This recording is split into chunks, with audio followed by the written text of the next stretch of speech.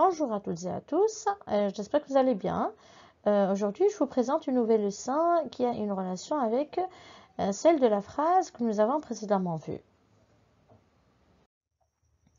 Avant cela, faisons un petit rappel sur la phrase. Alors, qu'est-ce qu'une phrase?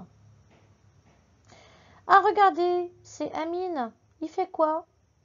Amine joue au ballon. Ah, voici une suite de mots qui forment une belle phrase. Observons cette phrase. Regardez la lettre A dans Amine. Elle est majuscule. Et c'est quoi? C'est la première règle pour qu'une phrase soit correcte. Et regardez à la fin. On trouve un point. C'est la deuxième règle. Et quelle est la troisième règle qui est la plus importante? C'est que la phrase doit avoir un sens. Et dans la nôtre, bien sûr qu'on comprend. Amine joue au ballon, je comprends.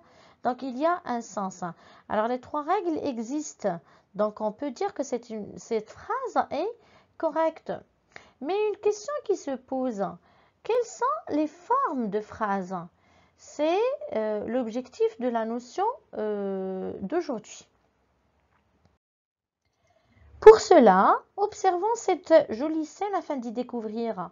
Je vous présente Omar qui salue Amine et Zineb et qui sont dans un jardin et il leur demande « Bonjour, est-ce que vous jouez au ballon ?» Alors à votre avis, par quoi va répondre Amine? Regardez, il a un ballon. Bien sûr qu'il va dire « Oui, je joue au ballon ». Quant à Zineb, regardez, elle joue à la corde à sauter.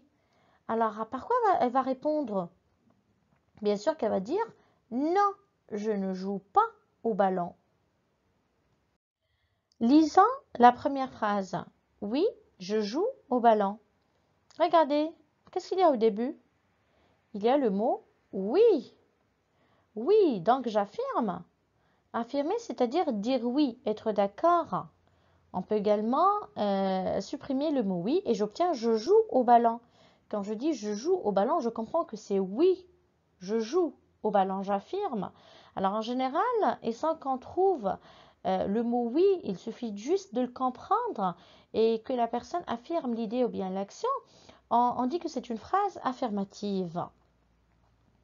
Mais dans le cas d'une réponse négative, c'est-à-dire lorsque je dis non, comment sera la forme de la phrase à votre avis? Alors regardez, non, je ne joue pas au ballon. Non, je ne joue pas au ballon. Est-elle une phrase affirmative? Bien sûr que non, c'est le contraire. Pourquoi? Parce qu'on a le mot non au début. Alors, lorsqu'on dit non, ou nous ne sommes pas d'accord, on dit que c'est une phrase négative.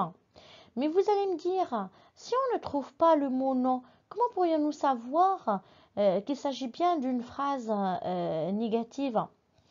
Eh bien, nous trouvons ces deux petits mots qui sont rouges, qui encadrent toujours le verbe. Ici, le verbe jouer. Ces deux mots s'appellent des mots de négation. On trouve ne avant le verbe et pas juste après. Donc, ces deux mots nous disent que cette phrase est négative. J'espère que vous avez bien compris et nous passons à quelques exemples pour mieux comprendre. Voici une phrase. Reda chante bien. Ici, je comprends que Reda, oui, il chante bien. Alors, on dit que c'est une phrase affirmative. Ici, le verbe, c'est chanter. Par contre, dans cette phrase, Reda ne chante pas bien. Reda ne chante pas bien. Regardez, voici les mots de négation. Ne pas. Et voici le verbe qui l'encadre. Chanter.